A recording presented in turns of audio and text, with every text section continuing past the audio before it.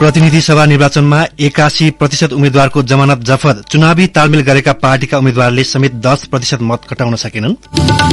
Mobile र iPad लगायत gadget प्रयोगमा बालबालिकाको लत बढ्दै आँखामा देखा पर्ने समस्याबारे सचेत हुनुपर्ने विशेषज्ञहरूको सुझाव। मेलम्ची खानेपानी आयोजनाले काठमाडौँ उपत्यकामा भोलिदेखि पानी वितरण गर्ने। काठमाडौँ, भक्तपुर र कीर्तिपुरका मुख्य शहरमा औपचारिक रूपमा घर घरमा पानी पठाइने। भारतको गुजरात राज्यमा भारतीय जनता पार्टी फेरि सत्तामा आउने संकेत। विधानसभा निर्वाचनमा 150 भन्दा बढ़ी क्षेत्रमा अग्रता। र आईसीसी विश्वकप लीग 2 मा नेपालको अर्को हार, स्कटल्याण्ड 8 विकेटले विजयी। नमस्कार, कान्तिपुर डायरीका साथमा सहकर्मी नवीन र म रमेश। समाचार अब विस्तारमा। सुरुमा कान्तिपुर सविस्तार। कान्तिपुर सविस्तार। प्रतिनिधि सभा सदस्य निर्वाचनमा सदरमतको 10% मत कटाउन नसक्दा प्रमुख दल र स्वतन्त्र सहित झण्डै 81% उम्मेद्वारको जमानत जफत भएको छ। जमानत जफत हुनेमा निर्वाचनमा गठबन्धन र चुनावी तालमेल गरेका दलका उम्मेद्वार समेत रहेका छन्। 1952 जना उम्मेद्वारले बुझाएको धरोटी फिर्ता नहुँदा 1,95,00,000 भन्दा बढ़ी रकम राज्यको कोषमा जम्मा भएको छ। प्रतिनिधि सभा सदस्य निर्वाचन ऐन 2014 को दफा 71 ले निर्वाचनमा सदरमतको 10% भन्दा कम सदरमत पाउने उम्मेद्वारको धरोटी जफत हुने व्यवस्था गरेको छ। यसैगरी निर्वाचन कानूनले पहिलो हुने निर्वाचित हुने निर्वाचन प्रणालीतर्फ महिला र दलित वा अल्पसंख्यक समुदाय वा आर्थिक रूपले विपन्न उम्मेद्वारको हकमा सो धरोटी रकममा 50% छूट हुनेछ भनी व्यवस्था गरेको छ। यो पटक 10% भन्दा कम मत ल्याएर धरोटी जफत हुनेको संख्या उल्लेखनीय देखिएको छ। गत 4 मंसिरमा भएको प्रतिनिधि सभा सदस्य निर्वाचन अन्तर्गत 165 निर्वाचन क्षेत्रमा विभिन्न दलका 1545 र स्वतन्त्रका 867 गरी 2412 उम्मेद्वारहरूले भाग लिएका थिए। निर्वाचनमा भाग लिएका उम्मेद्वारहरूमध्ये 1952 जना अर्थात झण्डै 81% उम्मेद्वारको धरोटी जफत भएको छ। धरोटी जफत हुनेमा सबैभन्दा बढ़ी स्वतन्त्र उम्मेद्वार छन्। त्यति मात्र होइन, 5 दलीय गठबन्धन तथा चुनावी तालमेल गरेका दलहरूका चर्चित उम्मेद्वारको समेत धरोटी जफत भएको छ। यसरी धरोटी जफत हुनेहरूमध्ये एक हुन् नेपाली कांग्रेसका सुदीप नरसिंह राणा। बाँके 2 मा गठबन्धनबाट साझा उम्मेद्वार बनेका राणाले 4403 मत मात्र ल्याएका छन्। यसैगरी कैलाली 1 मा एमालेका तपेन्द्र बहादुर रावलले 5910 मत ल्याएपछि उनको पनि धरोटी जफत भएको छ। एमालेबाट टिकट नपाउँदा काठमाडौँ 7 मा स्वतन्त्रबाट चुनावी प्रतिस्पर्धा गरेका रामवीर मानन्दर 1215 मत मात्र ल्याउँदा उनले पनि धरोटी जोगाउन सकेनन्। गठबन्धनका साझा उम्मेद्वार रहेका माओवादीका सुनिल गोठे भक्तपुर 1 को चुनावी प्रतिस्पर्धामा 5165 मत प्राप्त गर्दा उनको जमानत धरोटी फिर्ता नहुने भएको छ। त्यस्तै काठमाडौँ 3 मा गठबन्धन नगरी चुनावी प्रतिस्पर्धा गरेका माओवादीका बद्री प्रसाद बजगाईले 518 मत पाउँदा निर्वाचन कार्यालयमा बुझाएको धरोटी जफत भएको छ। यस्तै काठमाडौँ 5 मा स्वतन्त्र उम्मेद्वार रञ्जु न्यौपानेले समेत धरोटी जोगाउन सकिनन्। उनले 600 मात्र मत पाइन्। चर्चामा रहेका अर्का उम्मेद्वार हुन् दीपक कुमार पाठक। युग पाठकले चिनिने दीपक कुमार झापा क्षेत्र 5 बाट स्वतन्त्रका उम्मेद्वार थिए। पाठकले 356 मत मात्र ल्याएकाले पनि उनको धरोटी जफत भएको छ। सत्ता घटक नेकपा एकीकृत समाजवादीका उम्मेद्वार देवशंकर पौडेल, जसले गठबन्धनबाट नभई एक्लै प्रतिस्पर्धा गरेका थिए, उनले समेत रामेछाप 1 को चुनावी प्रतिस्पर्धामा जम्मा 294 मत मात्र पाउँदा धरोटी फिर्ता नहुने भयो। मनोनयन दर्ता गर्ने बेलासम्म संघीय मामिला तथा सामान्य प्रशासन मन्त्री रहेका जनता समाजवादी पार्टी जसपाका राजेन्द्र प्रसाद श्रेष्ठ काठमाडौँ 7 को चुनावी प्रतिस्पर्धामा 2461 मत ल्याउँदा श्रेष्ठको धरोटी रकम जफत भएको छ। यसैगरी धरोटी जफत हुने चर्चित अनुहार मध्ये लोकतान्त्रिक समाजवादी पार्टी लोसपाका लक्ष्मणलाल कर्ण पनि हुन्। पर्सा 1 बाट चुनावी प्रतिस्पर्धा गरेका कर्णले 1117 मत मात्र ल्याए। कर्ण यस क्षेत्रमा गठबन्धनका साझा उम्मेद्वार भए पनि कांग्रेसबाट बागी उम्मेद्वारका कारण उनको पक्षमा अपेक्षाकृत मत खस्न नसक्दा उनले जमानत गुमाउन पुगे। प्रतिनिधि सभाको प्रत्यक्षतर्फ 7 सीट जितेको राष्ट्रिय स्वतन्त्र पार्टीले देशैभरि चर्चा पाए पनि यस पार्टीका 82 उम्मेद्वारको जमानत जफत भएको छ। मध्य प्रदेशबाट उदय भएको जनमत पार्टीको 38 उम्मेद्वारको धरोटी जफत हुँदा राष्ट्रिय प्रजातन्त्र पार्टीका 113, नेपाल मजदुर किसान पार्टीका 107, लोकतान्त्रिक समाजवादी पार्टीका 43, जसपाको 62 र नागरिक उन्मुक्ति पार्टीका 20 जना उम्मेद्वारको धरोटी जफत भएको छ। यस्तै स्वतन्त्र उम्मेद्वार 840 जनाको पनि धरोटी जफत भएको आयोगले जनाएको छ। आश्चर्य त के छ भने निर्वाचनमा 9 जना उम्मेद्वारले 1 मत मात्र ल्याएका छन्। त्यस्तै 50 मत पनि नकटाउने 629 जना र 500 मत पनि नल्याएका 1521 जना उम्मेद्वार रहेको आयोगले जनाएको छ। निर्वाचन ऐन 2014 को दफा 70 को 1 अनुसार निर्वाचनमा भाग लिएका उम्मेद्वारले 10,000 रूपियाँ सम्बन्धित निर्वाचन अधिकृतको कार्यालयमा बुझाएका छन्। जमानत जफत भएका 1952 जनाबाट गरी 1,95,20,000 रूपियाँ संघीय सञ्चेती कोषमा जम्मा भएको छ। समानुपातिक निर्वाचन प्रणाली अन्तर्गत उम्मेद्वारको बन्द सूची पेश गर्ने दलले 50,000 रूपियाँ बुझाएका छन्। निर्वाचन कानून अनुसार समानुपातिक निर्वाचन प्रणाली अन्तर्गतको निर्वाचनमा कुनै दलले 1 सीट प्राप्त नगरेमा दलले राखेको धरोटी जफत हुने व्यवस्था छ। सोही व्यवस्था अनुसार 40 दलको धरोटी जफत भएको छ। यसपटकको निर्वाचनमा 47 दलले समानुपातिकमा भाग लिएका थिए। रेडियो कान्तिपुरका लागि खिलनाथ ताजपुरिया। कान्तिपुर सविस्तार। किराँत समुदायले आज उधौली पर्व मनाएका छन्। पूर्वी पहाड़ी जिल्ला भोजपुर, धरान, सुनसरी, उदयपुर, खोटाङ, ओखलढुंगा, सोलुखुम्बु तथा काठमाडौँमा समेत यो पर्व मनाउने गरिन्छ। उधौलीका अवसरमा आफन्त भेला भएर दुःख सुख सार्दै संस्कृति झल्काउने पोसाकमा हातमा झ्याम्टा, ढोल, चमर र सेउली लिएर साकेला नाच्ने चलन छ। यसैबीच उधौलीको उपलक्ष्यमा राष्ट्रपति विद्यादेवी भण्डारीले शुभकामना दिँदै उधौली जस्ता पर्वले नेपालका सबै जात जाति एकताबद्ध भई आपसी सद्भाव तथा भ्रातृत्व अभिवृद्धि गरी देशको विकासमा टेवा दिने बताउनु भएको छ। यसैबीच यमरी पुनी नेवार समुदायमा मनाएको छ। धानी पूर्णिमाका रूपमा पनि प्रचलित यो पूर्णिमालाई नेवार समुदायको प्रमुख चाडको रूपमा लिइन्छ। नेपाल भाषामा यो भनेको मनपर्ने र मरी भनेको रोटी हो। सबैलाई मनपर्ने भएकाले यसको नाम योमरी राखिएको संस्कृतिविद बताउँछन्। चामलको पिठो, चाकु, तिल, मासु, गुन्तपाक र खुवाबाट योमरी बनाउने चलन छ। नेवार समुदायमा आफैले उत्पादन गरेको अन्न तथा ढुकुटी पूजा गरेर मात्र खाने चलन अनुसार यो पुण्य मनाइन्छ। यसैबीच आजै 19औं ज्यापु दिवस विभिन्न कार्यक्रम गरी मनाइएको छ। नेपाली कांग्रेसले केन्द्रीय कार्य सम्पादनको बैठक शनिबारका लागि बोलाएको छ। ललितपुरको सानेपा स्थित पार्टीको केन्द्रीय कार्यालयमा अपराह्न 1 बजे बस्ने बैठकमा चुनावी मत परिणाम, सरकार गठन लगायतका विषयमा छलफल हुने पार्टीका मुख्य सचिव कृष्ण प्रसाद पौडेलले जानकारी दिनुभयो। निर्वाचनपछि कांग्रेसको केन्द्रीय तहको पहिलो औपचारिक बैठक बस्न लागेको हो। यसैबीच एमालेको सचिवालय बैठक भोलि बस्ने भएको छ।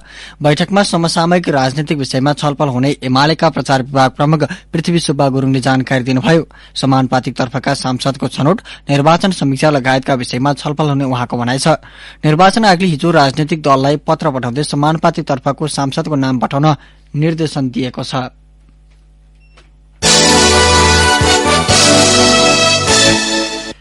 मेलम्ची खानेपानी आयोजनाले काठमाडौँ उपत्यकामा भोलिदेखि पानी वितरण गर्ने भएको छ। उपत्यकाको काठमाडौँ, भक्तपुर र कीर्तिपुरका मुख्य शहरमा भोलि बिहान औपचारिक रूपमा घर घरमा पानी पठाइने आयोजनाले जनाएको छ।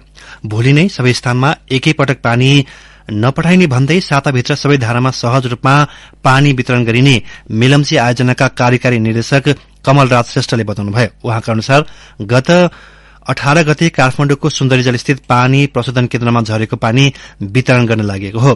प्रशोधित पानी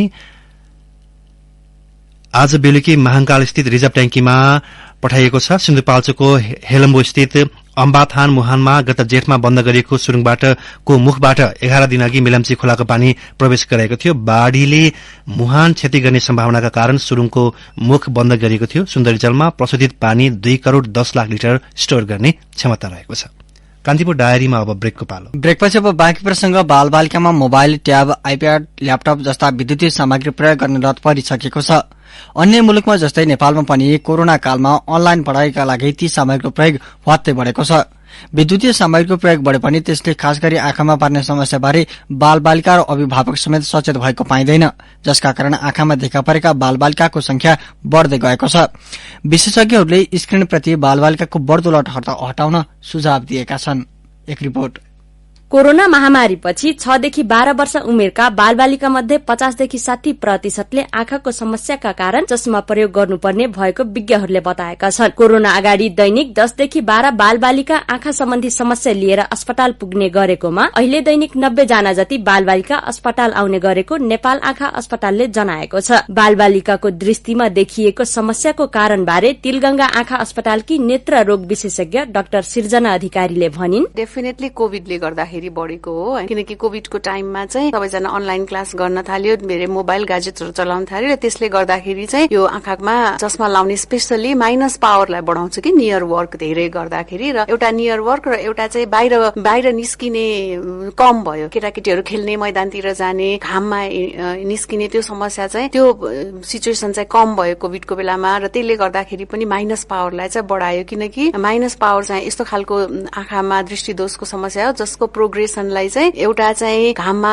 बाहिरी आउटडोर एक्टिभिटी भन्छौँ हामी, त्यो स्टडीहरूले पनि प्रुभ गरेको छ कि आउटडोर एक्टिभिटी गरेको केटाकेटीहरूमा र नियर वर्क गरेको केटाकेटीहरूमा चाहिँ प्रोग्रेसन हुँदैन। विद्युतीय सामग्री प्रयोगले आँखामा समस्या हुने मध्येकी एक हुन् चितवनकी 9.5 वर्षीय युनिस्मा सुवेदी। उनलाई 2 वर्षदेखि ल्यापटप खुबै चलाउने बानी परेको रहेछ। उनकी आमा पूनम शर्माले भनिन्, ल्यापटप के कारणले गर्दा हो कि नानी 2 वर्षदेखिबाट यो ल्यापटप चलाउन सबै चलाउने के सानैदेखिबाट ल्यापटप चलाउने लगाउने। हामीलाई त खुसी भयो छोरीले जानिन् भने जस्तो हुन्थ्यो, तर बच्चाको आँखा चाहिँ एकदमै कमजोर बनाउँदो रहेछ कि जन्मिँदाखेरि स्वस्थ जन्मेको बच्चा त्यही ल्यापटप मोबाइलकै कारणले गर्दाखेरि त्यस्तो भयो। युनिस्माको जस्तै चन्द्रगिरी नगरपालिका दहचोकका 12 वर्षीय अभिजित रोकाको आँखामा पनि समस्या देखिएको उनका बुबा अजय रोका बताउँछन्। अभिजितले कोरोनाको समयावधिमा अनलाइनबाटै पढे। भर्चुअल माध्यमबाट कक्षा लिँदै गर्दा अभिजितलाई मोबाइल चलाउने बानी पर्यो। अभिजित नजिकबाट टेलिभिजन हेर्ने, कक्षामा अक्षर नबुझ्ने थाहा पाएपछि आँखा जाँच गराएको अजयले बताए। नजिक चाहिँ म हेरेर देख्छु, टाढा यसरी पढ भन्ने चाहिँ धमिल देख्छु भनेपछि त हामीले त अब धुलोसुलो पस्या भए पनि हो नि त ल भन्नुहुन्थ्यो,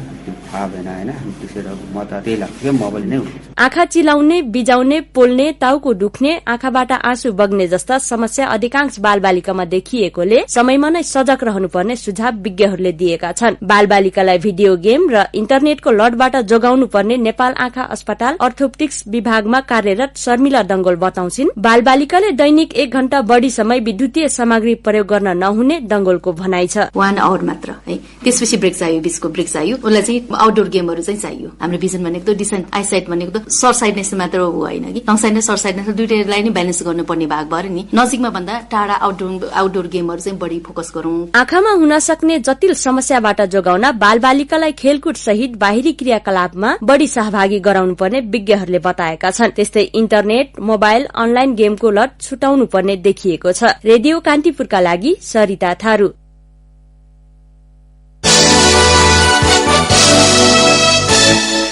त्रिभुवन विश्वविद्यालयले आगामी फागुनमा हुने स्वतन्त्र विद्यार्थी युनियन सोबियुको निर्वाचनको तयारीमा जुटेको छ। 13 वर्षदेखि हुन नसकेको सोबियु निर्वाचन यसपटक निर्धारित मिति आगामी फागुन 14 गते गर्ने त्रिभीको तयारी छ। त्रिभी विद्यार्थी कल्याण तथा खेलकुद निर्देशनालयका निर्देशक पशुपति अधिकारीले सबै निर्वाचन सकिएकाले अब त्रिभी सोबियु निर्वाचनको तयारीमा लाग्ने उल्लेख गर्नुभयो। त्रिभीमा 2065 देखि नै सोबियु निर्वाचन हुन सकेको छैन।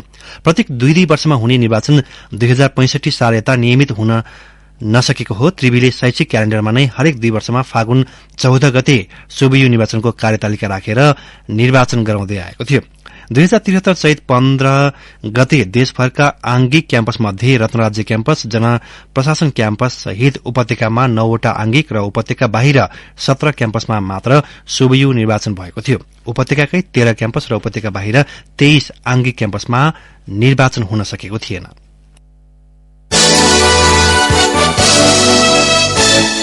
पाल्पाको बगनासकालीमा बिहे भोजमा प्रयोग गरिएको पानी दूषित रहेको परीक्षणबाट पुष्टि भएको छ। बिहेको भोजमा प्रयोग भएको एउटा ड्रमको पानी परीक्षण गर्दा कोलिफर्म जीवाणु भेटिएको स्वास्थ्य कार्यालय पाल्पाले जनाएको छ।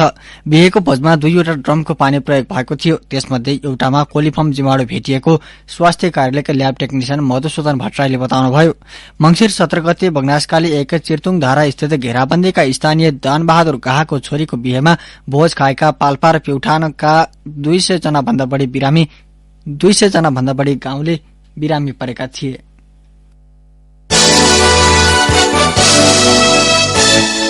कान्तिपुर डायरीमा अब कालीकोट डायरीको पालो।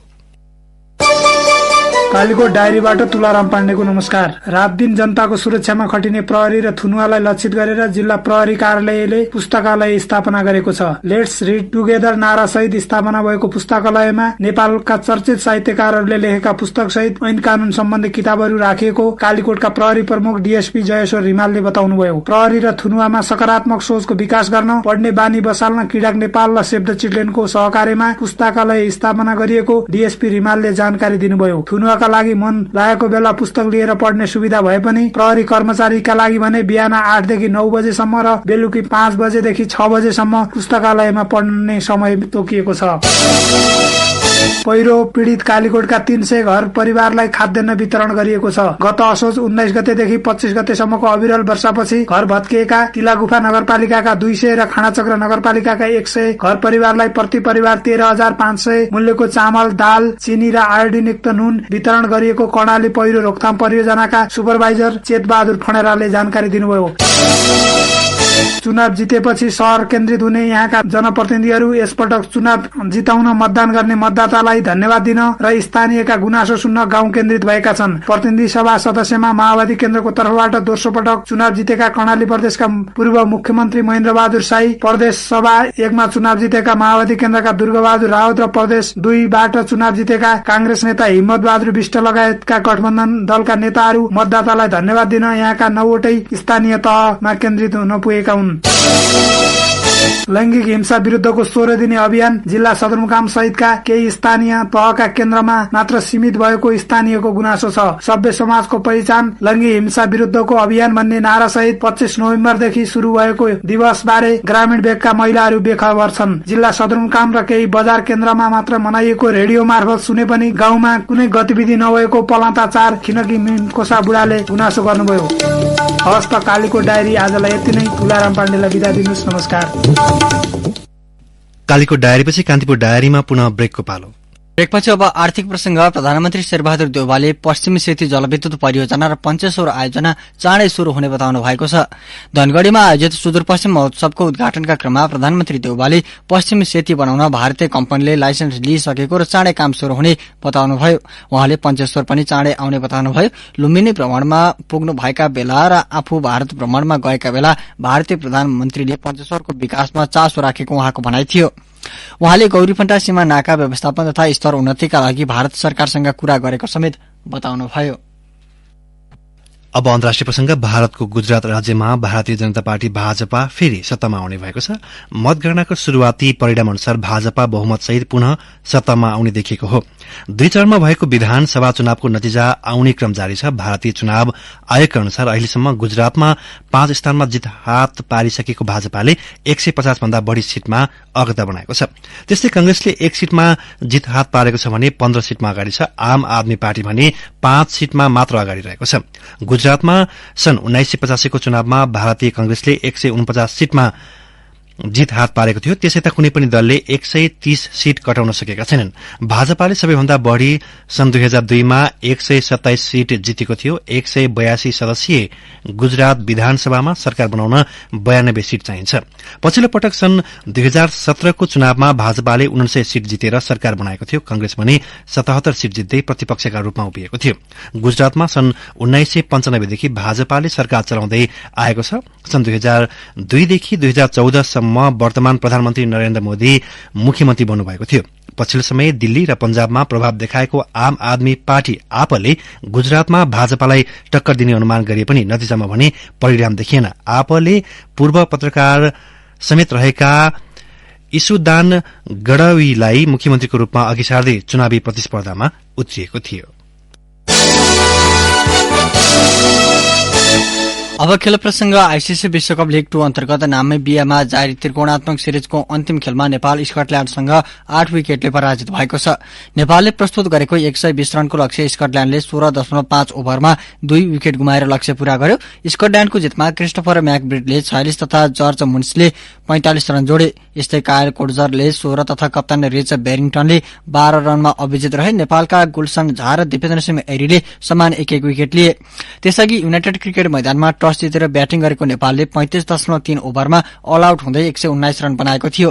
नेपालका लागि कप्तान रोहित कुमार पौडेलले 47 रन जोड्नु बाहेक अन्य ब्याट्सम्यानले राम्रो स्कोर जोड्न सकेनन्। स्कटल्याण्डका ब्रेन्डन मक्युलियन, सफियान शरीफ र मार्क वार्डले समान 2 विकेट हात पारे। क्रिस सोल, क्रिस्टोफर मकब्राइड र क्रिस ग्रिप्सले समान 1 विकेट हात पारे। सिरिजमा नामिबियासँग खेलेको 2 खेलमध्ये 1 खेल वर्षाका कारण नतिजाविहीन बनेको थियो भने 1 खेलमा नेपाल 86 रनले पराजित भएको थियो। यस्तै स्कटल्याण्डसँगको दुवै खेलमा नेपाल पराजित भएको छ। 7 टोली सहभागी विश्वकप लीग 2 मा नेपाल 23 खेलमा 18 अंकसहित 6औं स्थानमा रहेको छ।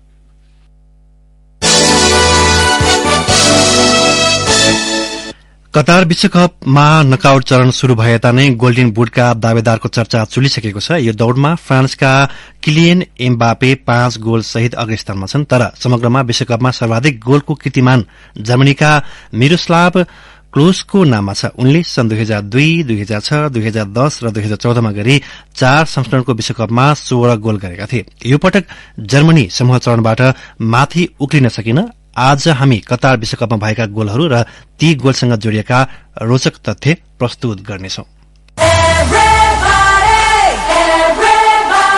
फिफा विश्वकप फुटबल 2022 मा नकआउट चरणका खेल सकिदासम्म 148 गोल भएका छन्। यसमध्ये समूह चरण अन्तर्गत भएका कुल 96 खेलमा 120 गोल भएका थिए। पहिलो लीगमा 41, दोस्रो लीगमा 40 र तेस्रो लीगमा 39 गोल भए। नकआउट चरणमा भएका 8 खेलमा 28 गोल सम्भव भए। नकआउट चरणका खेल सकिदासम्म पेनाल्टीमा 11 गोल भएका छन्। पेनाल्टीमा पोर्चुगलले 2 गोल गर्दा Poland, Iran, Germany, Senegal, Ecuador, Spain, Brazil, Wales र अर्जेन्टिनाले समान 1-1 गोल गरेका छन्। विश्वकपले आफ्नो रफ्तार र लय पक्रिँदै गर्दा सर्वाधिक गोलकर्तालाई प्रदान गरिने गोल्डन बुट अवार्डको दौड़ पनि शुरू भएको छ। गोल्डन बुटका लागि विश्वका उत्कृष्ट फुटबलरहरूबीच प्रतिस्पर्धा हुने गर्छ। 22औं संस्करणको प्री क्वार्टर फाइनलका खेल सकिदासम्म फ्रान्सका किलियन एम्बापेले सर्वाधिक 5 गोल गरेका छन्। अघिल्लो विश्वकपमा नै एम्बापे ब्राजिलका पेले पछिका सबैभन्दा कम उमेरमै फुटबलको महाकुम्भमा गोल गर्ने दोस्रो खेलाड़ी बनेका थिए। सन् 1958 को विश्वकपमा गोल गर्दा पेलेको उमेर 17 वर्ष 249 दिनको थियो। 2018 मा एम्बापेले गोल गर्दा उनी 19 वर्ष 207 दिनका थिए। जारी विश्वकपमा फ्रान्सले क्वार्टर फाइनलमा इंग्ल्याण्डसँग प्रतिस्पर्धा गर्दैछ। यस संस्करणमा फ्रान्सले समग्रमा 9 गोल गरेको छ। यस्तै अर्जेन्टिनाका लागि लियोनल मेसीले सर्वाधिक 3 गोल गरेका छन्। 3 मध्ये मेसीले पेनाल्टीमा 1 गोल गरे। क्वार्टर फाइनल प्रवेश गरिसकेको अर्जेन्टिनाको नाममा कुल 7 गोल छ। यस संस्करणमा ब्राजिलले पनि अहिलेसम्म कुल 7 गोल गरेको छ। ब्राजिलका रिचार्लिसनले व्यक्तिगत 3 गोल गरेका छन्। यस्तै क्रोएशियाले गरेको कुल 5 गोल मध्ये आन्द्रेज क्रमारिकले व्यक्तिगत 2 गोल गरेका छन्। विश्वकपमा नेदरल्याण्ड्सले कुल 8 गोल गर्दा कोडी गाक्पोले व्यक्तिगत 3 गोल गरेका छन्। यो विश्वकपमा सबैभन्दा धेरै गोल गर्ने टीममा पोर्चुगल पनि पर्छ। सेलेसाओस डस क्लिनास उपनाम पाएको पोर्चुगलले गरेको कुल 12 गोलमा गोन्सालो रामोसले व्यक्तिगत 3 गोल गरे। उनी जारी विश्वकपमा ह्याट्रिक गर्ने पहिलो खेलाड़ी पनि हुन्। कतार विश्वकपमा इंग्ल्याण्डले गरेको कुल 12 गोलमा मार्कस रासफोर्डको नाममा 3 गोल छ। विश्वकपको 22औं संस्करणमा सनसनी मचाएको मोरक्कोले 4 गोल गरेको छ। क्वार्टर फाइनलमा मोरक्को र पोर्चुगल आम्ने सामने हुनेछन्। विश्वकपबाट बाहिरिसकेका 24 राष्ट्र मध्ये स्पेनले 9, जर्मनीले 6, Serbia, Switzerland, Senegal, Korea Republic, Japan र घानाले समान 5-5 गोल गरे। यस्तै अस्ट्रेलिया, क्यामरून, इक्वेडर, इरान र पोल्याण्डले विश्वकपको यस संस्करणमा समान 4-4 गोल गरे। कोस्टारिका, साउदी अरब र अमेरिकाले 3-3 गोल गरे भने मेक्सिको, क्यानाडा र उरुग्वेले समान 2-2 गोल गरे। विश्वकपको यस संस्करणमा डेनमार्क, आयोजक राष्ट्र कतार, बेल्जियम, ट्युनिसिया र वेल्सले समान 1-1 गोल गरेका छन्। विश्वकपमा क्वार्टर फाइनलका 4, सेमी फाइनलका 2 र फाइनलका 1 गरी 7 खेल हुनेछन्। सर्वाधिक गोलकर्ताले गोल्डन बुटको अवार्ड प्राप्त गर्नेछन्। रेडियो कान्तिपुरका लागि पूजनी श्रेष्ठ।